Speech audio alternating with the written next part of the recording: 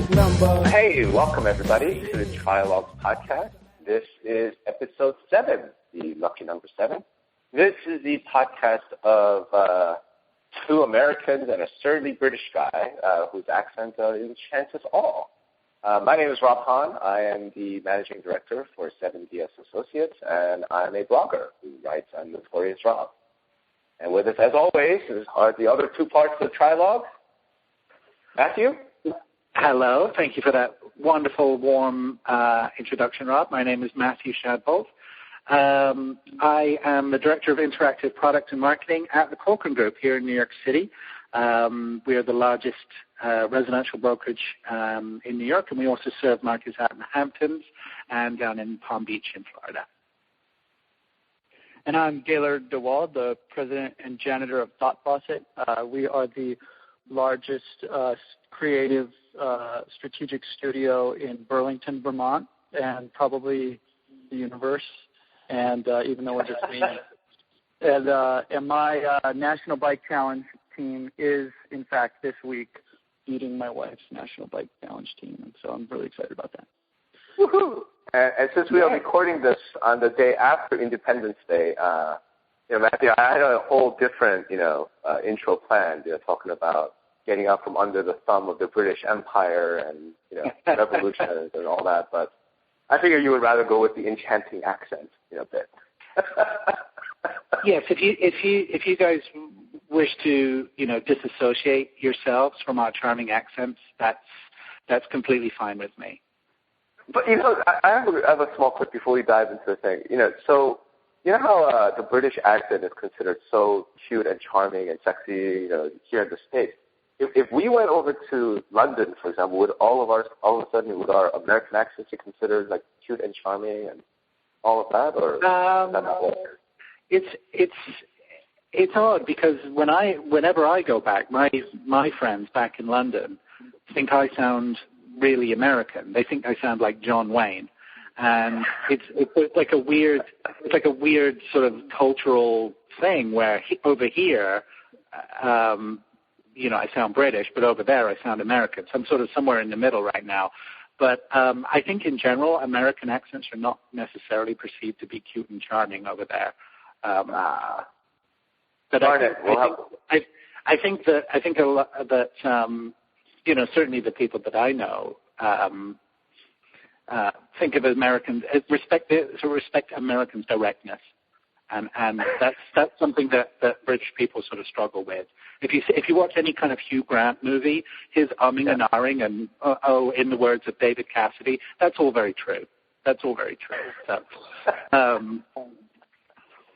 and I think I still have some residual leftovers from that as well.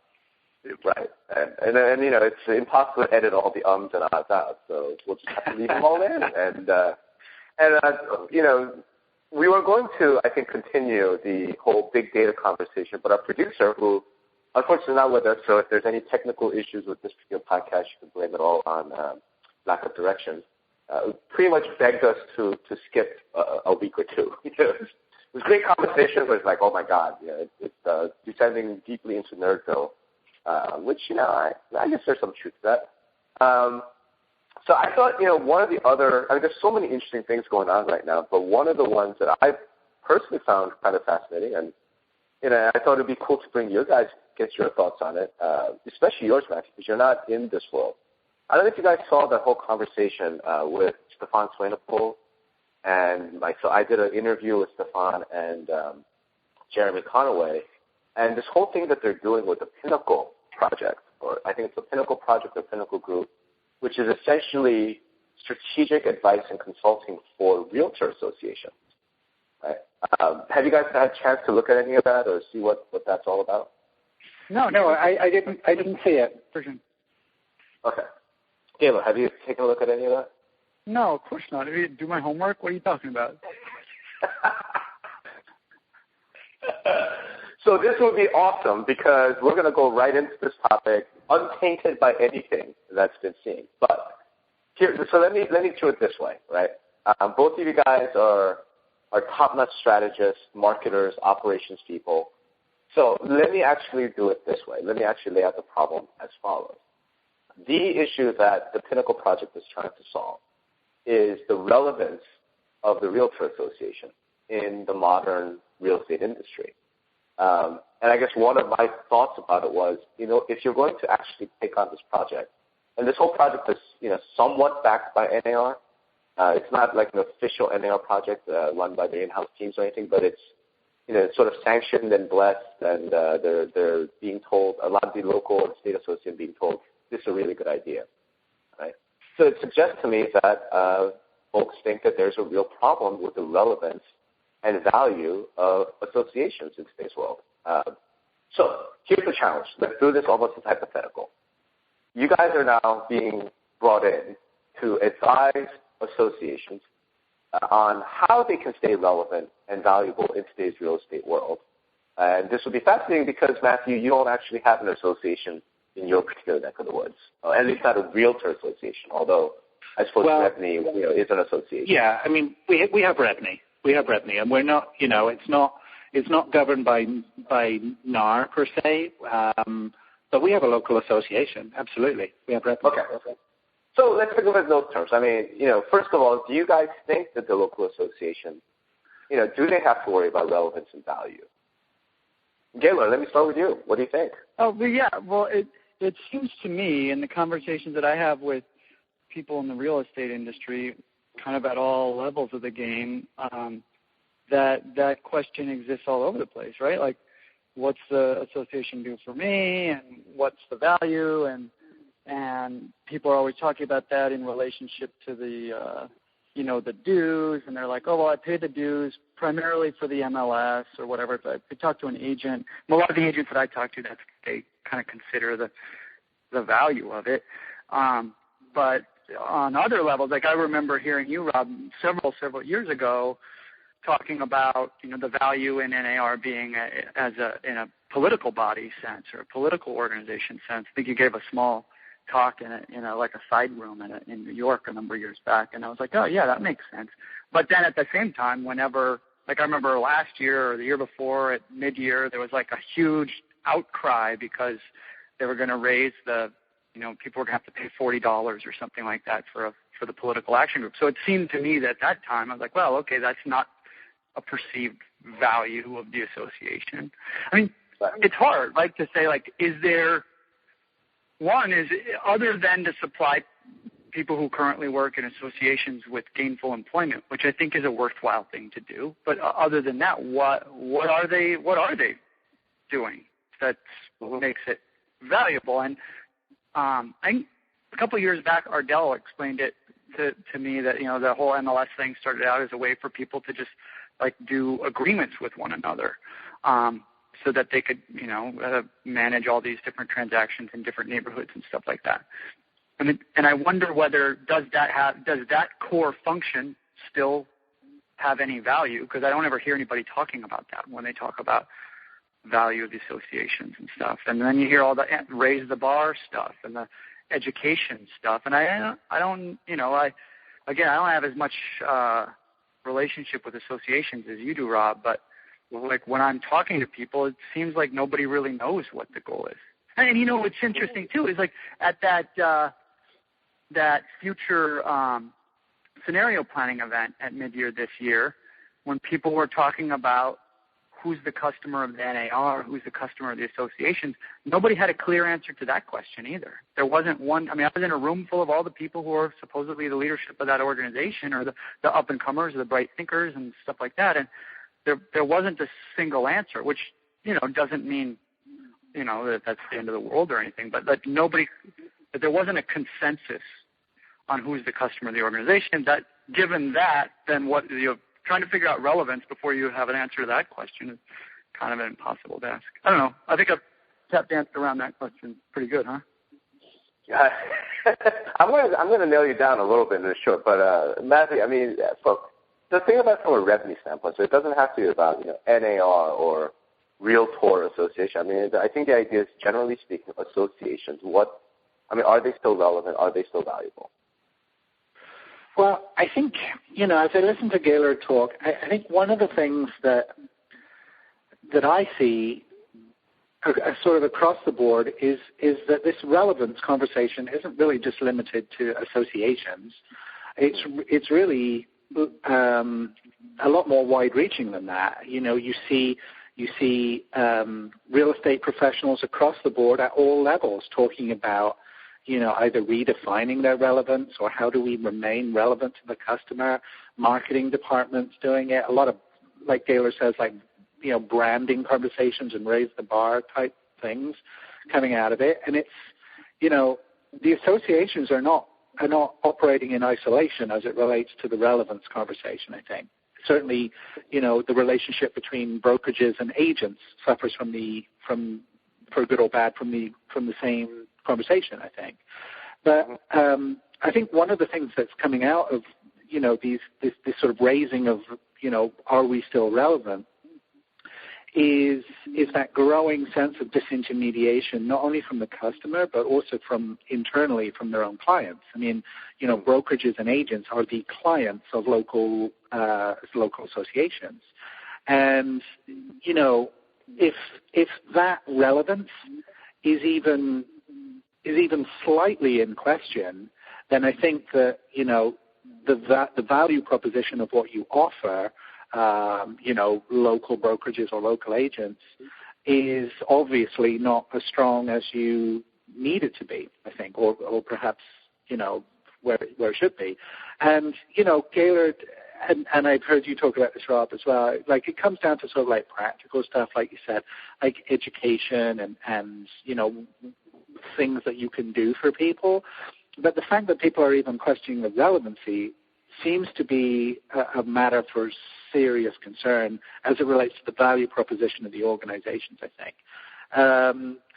So I think it's coming from that growing sense of disintermediation across the board, agents to clients as a result of the web, for example, but also, associations are sort of a little bit further down that conversation as it disintermediates local associations from real estate professionals. So, relevance is a really, really interesting topic, and it goes right across the industry right now. And I think it's much bigger than just the local association itself. Okay. I think that's a really fair point. I mean, there's so many conversations going on about brokerage business models, which, at the heart of it, it really does come down to relevance and value, right? If the current even model is working, if you take something as small and potentially insignificant as a tweet, for example, there are hundreds and hundreds and hundreds of pages of advice given to the real estate industry online about how to be relevant in Twitter, and that is like a really great example of this kind of panicked disintermediation that I think a lot of people are perhaps inadvertently feeling. They don't realize they're feeling it, but there's a growing pressure to say, well, what else do I need to be doing? What else should I be doing? Because I have this sense that I may not be perceived as valuable as I was in the past. And I think that's a really interesting thing to sort of, try to counter, I think. And it ties into a larger hollowing out kind of force at work, where if we were to assume that there might be less agents next year than there are this year, and I know someone kind of talked about, if that's the case, which organizations are most at risk? I mean, brokerages, obviously, who rely on having lots of butts and seats are at risk in that environment, but even more at risk would be associations who need, in order to operate, need the funding of many agents in order to continue doing what they do. So as there gets to be fewer and fewer agents, everyone's got to start looking around and saying, okay, who's going out of business first? And I think that in that hollowing out trend, I think associations are especially at risk. I think you're exactly right here, but I want to see if I understand Matthew's point, more precisely, because I think there's something really interesting there. I think the idea is, let me take another step back. I think the way that I started talking about associations, MLS, and all of this a couple of years back, and and it's interesting since I'm not a realtor, right? I'm not a member of any association, so I don't have any direct access to, what their values. I'm not one of their customers, right? They've never tried to email me and say, we're offering this or that to you. But I did, and I have looked at things from a strategic standpoint, just looking at it as an organization. And I initially started this whole thing looking at it from an actual fact problem, which is they were losing a lot of members, right? In some cases, some associations, some MLSs, they've experienced something like 30 or 40% loss of membership from the height, which I think was somewhere in 2006 timeframe. A number of them have now retrenched, right? So, they grew a bunch, during the bubble years, and a lot of them cut back now that the bubble has burst, and a lot of these extraneous agents have now left the industry completely. The issue now that they're confronting is not that people are leaving the industry. I mean, that still remains a problem. I think that still remains an issue. But in a way, you can't really say anything about, about the value of an association if a member just decides, I'm not going to sell real estate anymore. Right? That doesn't say anything about the value of the association or the value of the brokerage. All it says is that particular person no longer sees it economically feasible to continue being a real estate agent. Right? Yeah, I agree, Rob. Somebody has decided to do something else or sort of shop elsewhere. It could also be that the association failed that person. If the role of that association was to help that person be successful in real estate, and that person chose to do something else, I mean, obviously some of them could be retiring and stuff like that, but I think we'd have to look at that a little closer and say how many of them are truly retiring or truly have found their calling in life and now they're going to go do something else, and how many of them are failing out of the industry. I think failing out of the industry, the association is perhaps failing them, assuming that the role of the association is to help its members be successful practitioners. That's exactly my point, though, Gayla. I feel like you're sort of begging the question there. Because if the question is, what is it that the association is supposed to do? And then you come back to, well, if we assume that the association is supposed to help its members be successful in business, and I guess my take on it is, I don't necessarily know that is the value. Now, Having said that, is that the value? I mean, so again, what's interesting is that none of us are realtors. None of us are, Matthew, I mean, obviously you're at a brokerage. So potentially, Corcoran as a broker could say, we want to continue to be a member of REBNY. What is the value? I mean, do they, does a brokerage see joining an association or having its agents join the association as, that the association will help make our agents more successful? Or is it something else?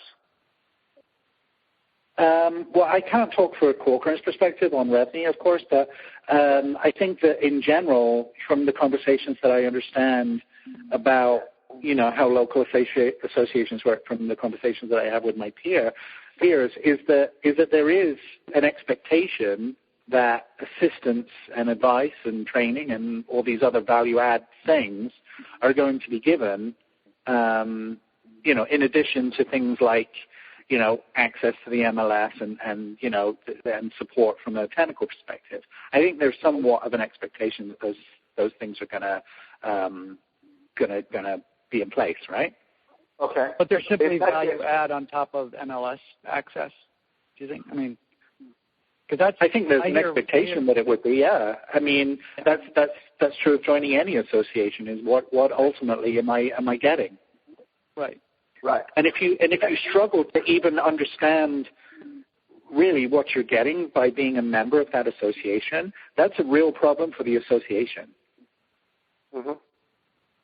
Yeah, I guess what I was trying to get at, because again, the conversations that already exist are going to be, I don't know, I feel like they're going to be very sort of hands-on, tactical, and practical, right? I mean, as when I was interviewing Stefan and Jeremy, a lot of this stuff is really focused on, here's some things that you need to be doing, like right now from a tactical standpoint. I think it's a wonderful thing that they're doing.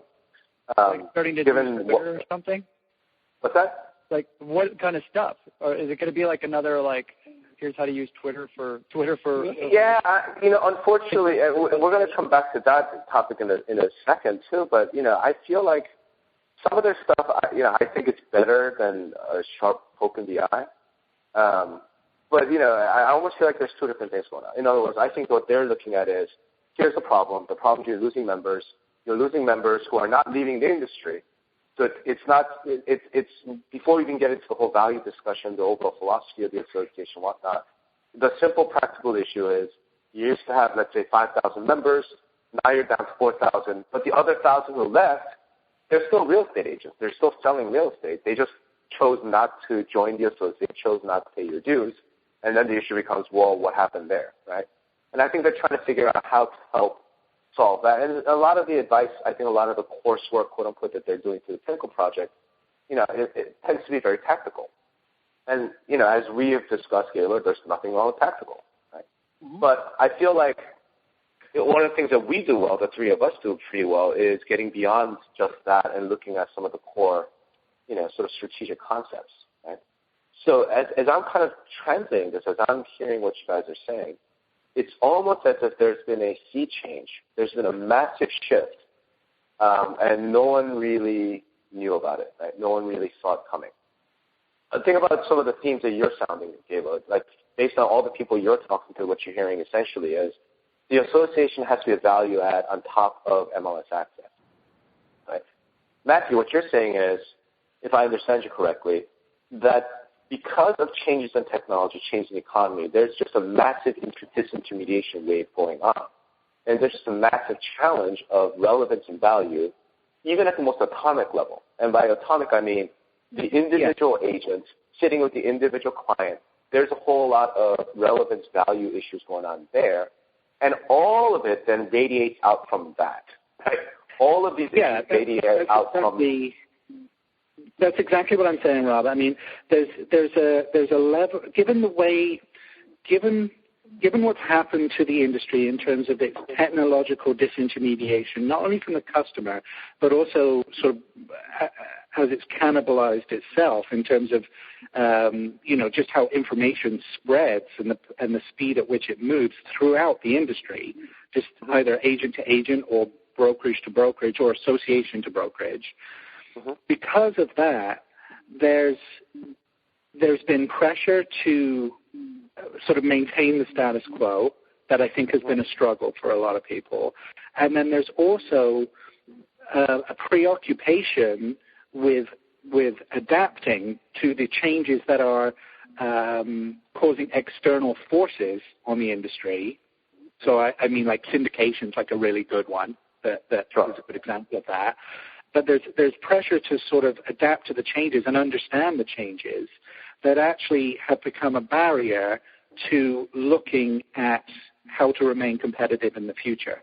And it's something that I was talking to somebody about last week, because you see a lot of businesses that are no longer with us that suffer from this kind of problem that are no longer in business.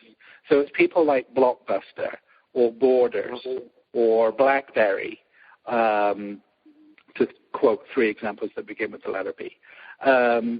So, if you are unable to see what a first-time home buyer is going to do in 5 years, what they're doing right now, for example, then I think that's a problem. And I think that perhaps if we start to look at solutions as opposed to the contextualization of the problems, the solutions come from saying, okay, what are those types of people doing now, and how do we prepare for that stuff?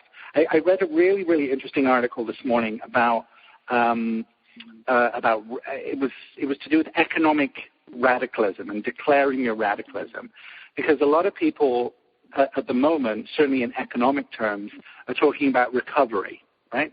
And getting back to the way that things were, getting back to 2005, 2006, as opposed to actually moving forward either in a different direction or in a way that's going to benefit this new type of customer that's going to emerge from the current climate that we have.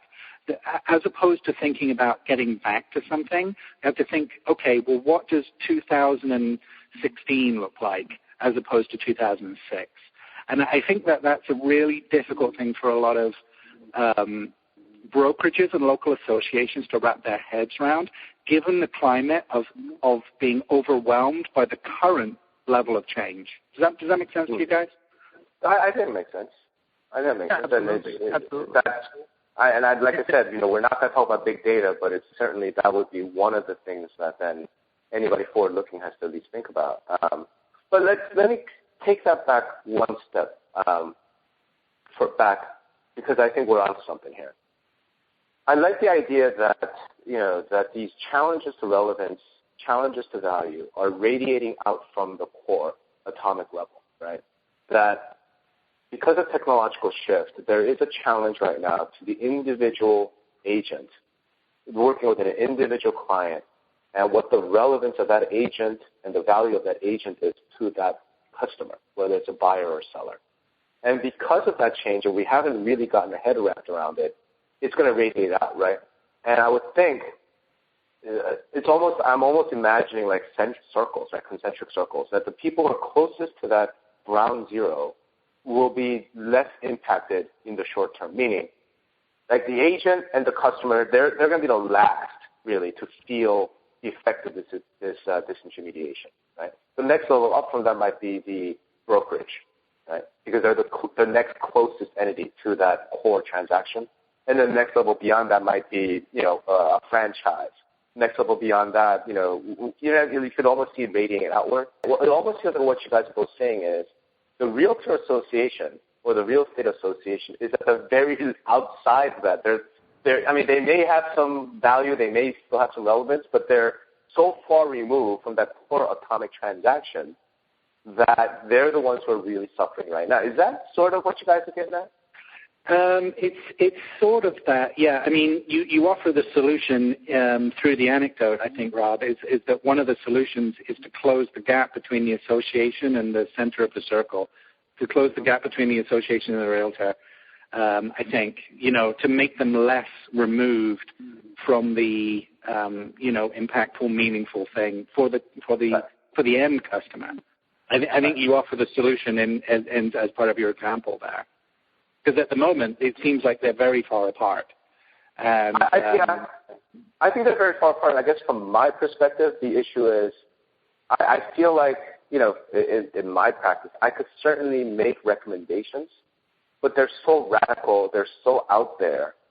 They are the kind of stuff that you're mentioning. It's the 2016 view, not the 2006 view, that I just frankly don't see a whole lot of folks who are in decision-making positions being able to take that step. I had a conversation with somebody about this kind of stuff, not from a real estate perspective, but from a marketing perspective. Mm-hmm. And there's a fantastic example. Coca-Cola, they published their 10-year plan a couple of years ago, and they put it all on the web, and there were YouTube videos created about how they saw the future of their company over the next 10 years.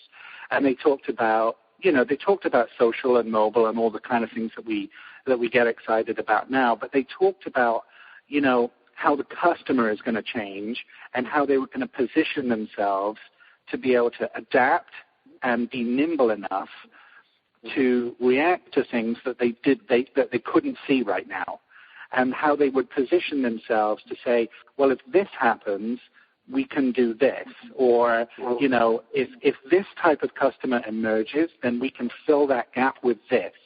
And it was a very, very well thought out set of ideas for how to remain nimble over the next 10 years.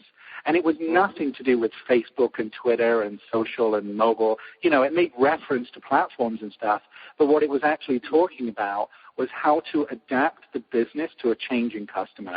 And I think that is sort of what's missing as part of what you're talking about. I think is because there's so much tailoring and focus on the current customer. And while that needs to be, very strongly in place, of course, there's not too much thinking, strategic or tactical, about the future customer. And I think that's sort of the big missing bit of this. Gaylord, you do a lot of work on this. What do you think? Yeah, there's two kind of aspects of what you're talking about that really start to kind of shine out. Well, one of them is that this the disintermediation or the change in customer over, when we look at that, let's look at the customer of 2016 instead of 2006. Yes, technology is a piece of it, but it's only a small part of it. It's ultimately culture and society, underneath culture that's changing. Yeah. And the tools and technology are there, right?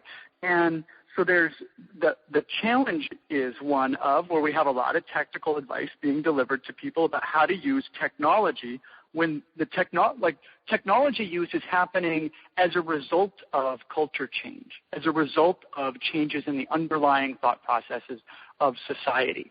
And if all we're addressing is what technology they're using, we're not getting closer to solving a real problem. In fact, we're moving into sort of checklist mode, which doesn't work for most people. Like to have a checklist of, here's the 75 things I'm going to do in this order to do this, and if that happens, then do that. And that doesn't work as much as developing an agile or nimble organization. So the two pieces there are one of recognizing that, yes, disintermediation is happening, but it's not technology that's doing it. It's a result of culture change. And addressing culture change needs to be the core work. And the method of getting there is not while tactics are a part of it, like which particular tools are you going to use and how, step 1, step 2, step 3, but more importantly, how within your organization do you build a structure or support for agile thinking or nimble thinking. And I'm like a strategy, observe, orient, decide, act, OODA loop guy. And so that's like, right down the middle of the bowling lane for me. It's like, let's build a thing that makes us flexible and allows us to think and achieve our purpose and mission. And the tactics kind of, flow in or out from there. So I couldn't agree more. And it's sort of like, I'm trying to think in practical terms of like how that conversation would have existed perhaps like 5 years ago. So in 2007, it would have looked like somebody having a conversation said, okay, people's attention span is going to be at an all-time low. People are going to surf the web based on what their friends are doing in a highly visual way. And sharing is actually going to be a major part of how the web is used. What do we do right now to capitalize on that? So that when we hit 2012, we're so well placed and so nimble and agile and all the things you're talking about that we are so far ahead of our competition that, that there's no question that we wouldn't be relevant to people, to tie it back to Rob's thing. And back then, people were having that conversation. People were having that conversation as, in the late 90s, and the ideas of information overload and that sort of thing. Do you think they were having them in the real estate industry, though? I wasn't doing a lot of active stuff in the real estate industry till late 2007, 2008, but people were. We were talking about that. I didn't think at 2007, 2008, January at Blogger Connect, Jeff Turner gave a presentation on almost this exact same stuff about status and how social stuff was going to improve, or people were going to use it. But I think a lot of people aren't focusing on that culture change, and instead they're focusing on tools and technology. And tools and technologies, training work is generally easier than education is, which involves thinking and changing our world, stuff like that. So just to press you on that, Gaylor, do you think it's a question of focus and execution as opposed to the ability to have the idea, right? Yeah, absolutely. Yeah, it's leadership. I'd say it's leadership. Leadership. Yeah. Oh, okay. Leaders leading, then the execution's going to happen. Right. So I need to interject a down note here, which we're generally happy guys, but. As I'm listening to Gaylord's talk, I completely agree. At the same time, I guess I want to bring up something that, kind of connects to what you guys sort of touched on, which is OODA loop, the whole, observe, orient, decide, act. It's fantastic, but it almost seems like the first step has to be choosing what it is you want to observe. And I think one of my issues with real estate specifically is consistently people choose to observe the immediate past or what's going on right now today.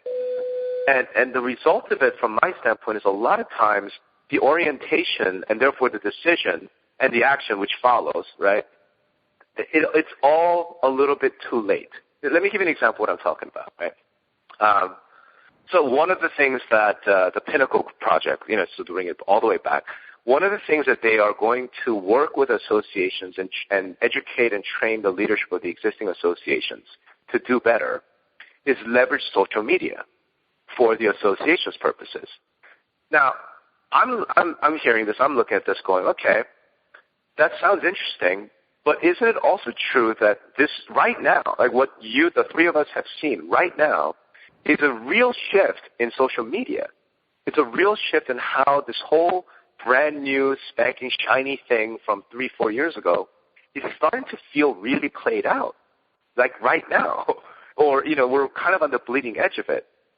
It almost feels like choosing to observe, social media and still talking about Facebook and Twitter and leveraging those channels, it's almost like you're 2 to 3 years too late.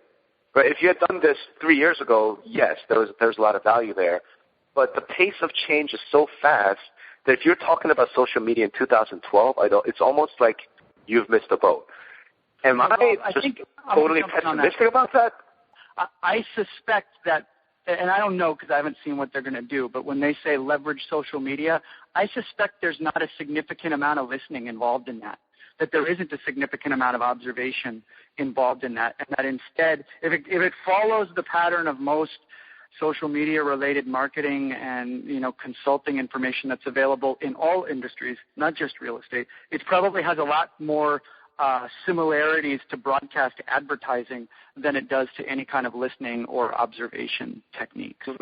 And again, I haven't seen it, so it's unfair of me to categorize what it's like or what it is, but I'd be really, really surprised if their idea of, if what we're talking about when we say leverage social media involves actual observation, for what that's worth. Well, the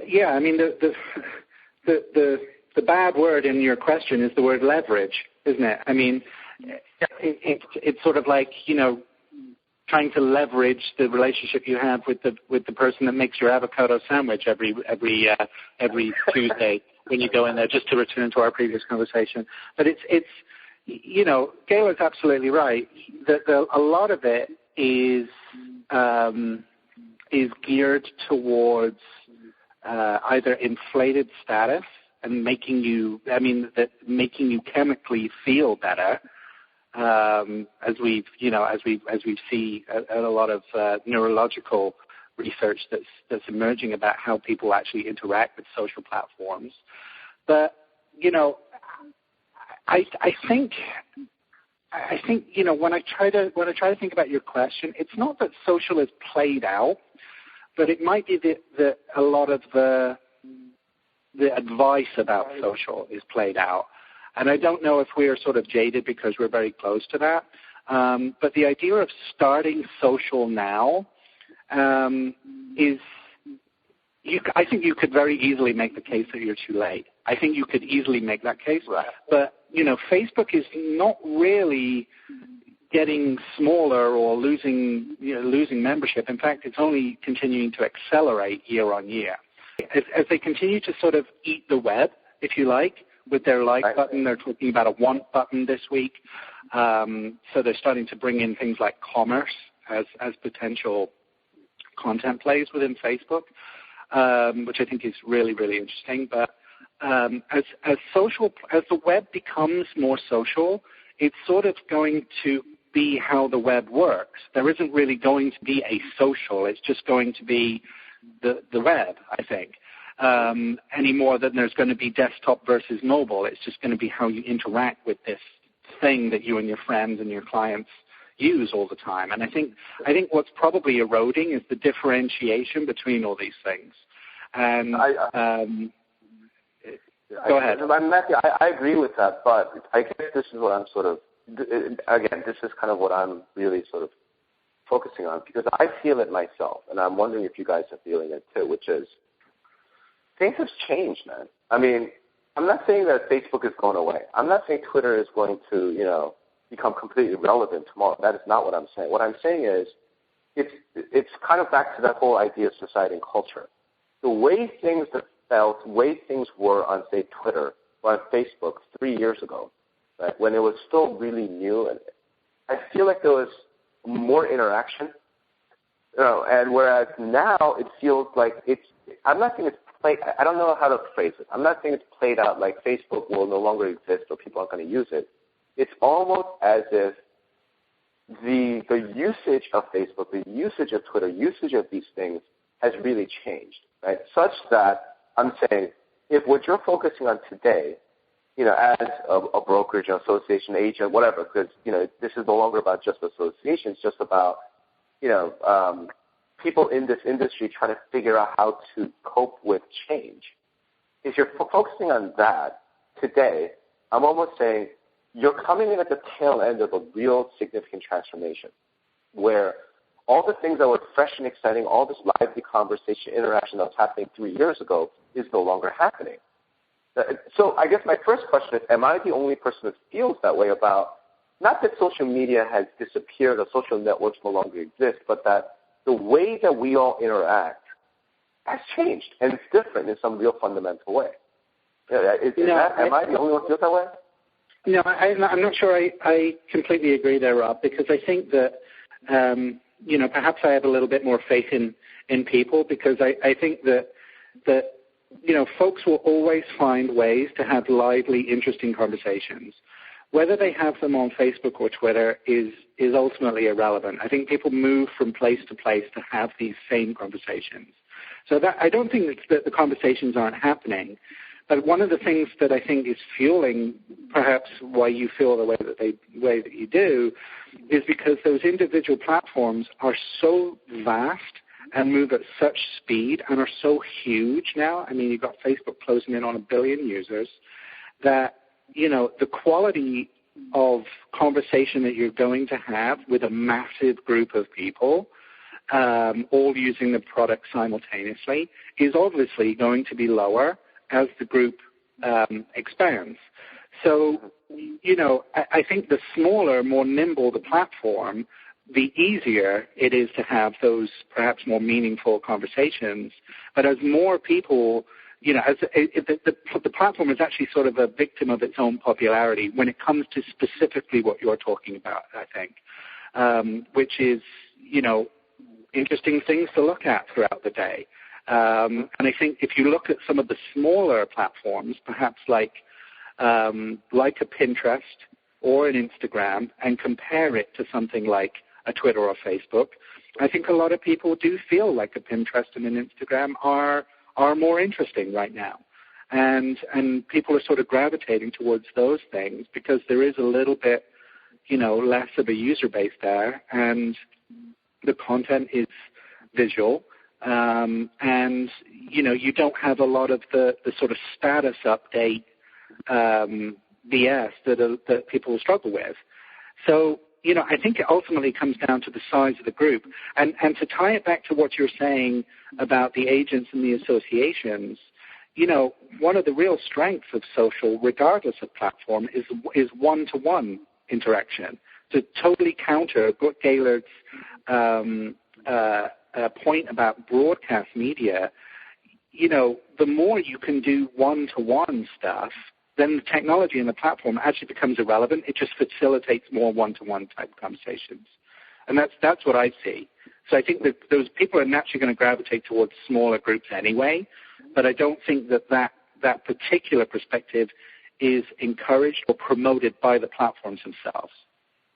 Yeah, and more importantly, it's not being promoted by the very consultants and advice givers out there who are typically talking about vanity metrics like how many likes and all this other garbage that has very little to do with the meaningful dialogue that you could possibly generate, again, regardless of platform.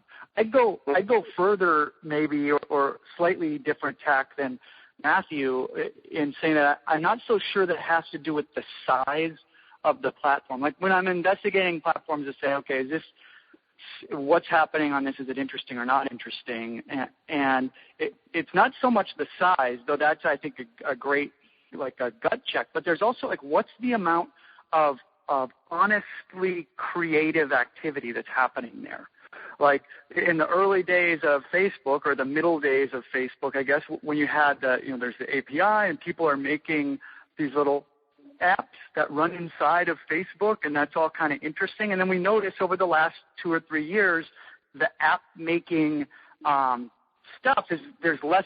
Initially, I really wasn't into any of those apps, but there was a lot of creative activity around building apps for Facebook. And it's not like that's going away, but the interestingness of it, the creativity of it, is kind of dampened. Right. And we see the same thing in Twitter. There was a ton of creative applications built around Twitter, and then it gets kind of dampened down.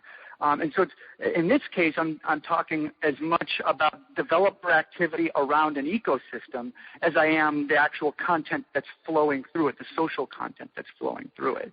And I think we see the same kind of thing with mobile development, where there's right now, I don't see any kind of slowdown in increasingly interesting mobile applications being developed every day, regardless of whether it's Android or iOS or whatever. There's continuing to be interesting things being built there that are generating activity. And like when I look at things, and I think it flows through to things like Pinterest, where there are, even though it's just a curational tool, there are people doing, curating in an interesting way.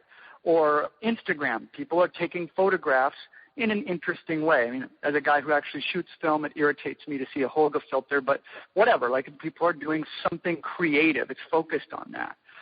And Tumblr, I think, is another really worthwhile venue for creative things happening, maybe not at the same scale as Facebook. And I'm a big fan of Tumblr. Yeah, I'm a really big fan of Tumblr, and I think you're dead right, Gaylord. I think, it's amazing how little creativity you actually need to be able to stand out. Correct. Yeah. Yeah. And that's like a terrifying thing as a marketer, to see how little incremental change is actually needed to stand out. I mean, we have an example from something that we did here at Cochrane. We decided to create video responses to people on Twitter. Very, very simple idea to say, well, you know what, I can't quite fit all this in 140 characters. What I'd like to do is humanize our brand and our account. And I'm actually just going to send somebody a video response, and that's going to be my, reply to them on Twitter. And it's amazing the overwhelming perception that very, very, very simple idea, has from people, is that it's so unexpected. And so, it's perceived to be so creative. But what it is, it actually just solves a technical problem of the platform. And video responses are nothing new at all. But it's just, it's sort of like a terrifying thing to say, well, how do I use the platform in a more creative way when you're faced with like a sea of noise? And it's because it's all about really how to rise above that stuff. And it's really not the easiest thing to do. And there's actually not that many people in the real estate industry doing it, I think. Mm-hmm. Well, I mean, I find, I guess, in a long way around, it's an answer. You guys are giving me the answer, which is maybe I'm the only one who feels this way, but because I understand what you're saying, Gaylord, about developer activity and technology and the platform, and totally understand what you mean, Matthew, about, sort of differentiating yourself with just a little bit of creativity, a little bit of insight. It's not that difficult. I guess from my standpoint, the thing that concerned me was I really am feeling a societal and cultural shift on the web. Let me just give you one example. Like 3 years ago or so, I think it was 3 years ago, when clout was first introduced, right? It felt like, there were some people who still kind of thought, what is this stuff, and it's nonsense. Right? But at the time, it really felt like there were a lot of folks who sort of saw that as some sort of signifier that, you as an individual have actual clout, and that you as an individual is somebody worth listening to and following and so on. Fast forward to now, and I think I saw you, Matthew, make a joke about it on Facebook, right? That it really feels like to me that culturally, right, as a society, as human beings, as more we have gotten used to these platforms and used to these tools, that what we once held to be true, we kind of look back and go, boy, what was I thinking? That clout to some extent is become a little bit of a joke. Nobody on this call thought clout was worthwhile, right? I mean, you would admit it if you did, right? No. Yeah, and I don't think anybody's going to disagree with the fact that as it relates to early adopters, for sure, clout has a brand problem, and I think that what you're talking about, Rob, what it seems to me that you're talking about is fatigue. It's like social fatigue. And as the web shifts to be more about social, it's blinkering and altering your experience of the web in ways that you're uncomfortable with or unhappy with. And, it's less about the kind of meaningful conversations that you're attempting to seek out. It's less about interesting content that surfaces on a regular basis just because there's simply just more noise. Right. And it becomes about it becomes much harder to cut through all of that stuff and actually enjoy the web, which is, it leads to this environment where actively seeking out those things becomes tiring. And unless there's sort of, you have to sort of put specific tools in place to help you with that, which again is work in itself, that unless you do that kind of stuff, you're just going to continually keep feeling this, I think. So, but I don't think that your perception is an uncommon one, Rob. I think it's very common and directly related to diminished attention spans and what the web is currently doing, really at scale to chemical distribution in the brain. I think, and I don't say that lightly. I mean, I say that, basically backed up by research and data that's coming out of neurological studies using MRI scans and things like that. I don't mean to take that lightly, but that is actually, what I see and what I read and what I hear. Speaking of which, I mean, I know you did a big presentation at Red, so is that presentation linked anywhere, Matthew, that anybody listening to this podcast will check out? Yes, I can. We have it up online on my personal website. What's the URL? It's actually on the Cochrane YouTube channel as well. Our good friend Sue Adler recorded it. Okay. So if people want to actually see that presentation, they could go to YouTube and search for just Cochrane. Just do a search for Shadbolt Retso, and then they'll be able to find it. Perfect. Because I saw it. It's mind blowing. The kind of biological thing you're uncovering. But going back to that, I guess we're kind of coming towards the end of our time. But I think as I'm relating it back then, and I guess this is sort of given that one of my things is advising associations. The thing that I guess I'm sort of coming back to is something like the following.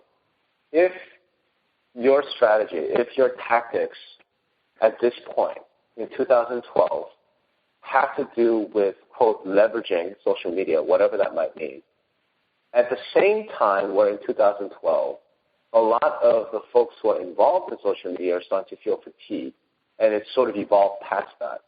You know what? That's not going to deliver the kind of results I think these associations or brokers or agents, anybody's looking for, right? And it's something that we've all touched on before, that the plethora of advice out there about Pinterest or Twitter or using Facebook, to generate real estate business or whatever, or making connections with individuals, it's almost like it's a little bit passé. It's not so old that it's totally discounted. It's just a little bit past its due date, right? It's over the crest of the bell curve, isn't it? It's going to come down the curve now. Yeah, that's exactly what I'm getting. So I'm almost feeling like, if I were advising one of these guys, I would almost say, do that if you want, but it's sort of like a hotel claiming they have Wi-Fi, right? It's not free Wi-Fi, but they have Wi-Fi. It's a little bit past its prime. You know what I mean? It's like saying we have HBO. It's a little bit past its prime. It's more, it's deeper than that, Rob. It's the same advice, I guess, I would assume that any of us would tell anyone, in the sense that if your business problem exists today without social media, adding social tools to it isn't going to fix it.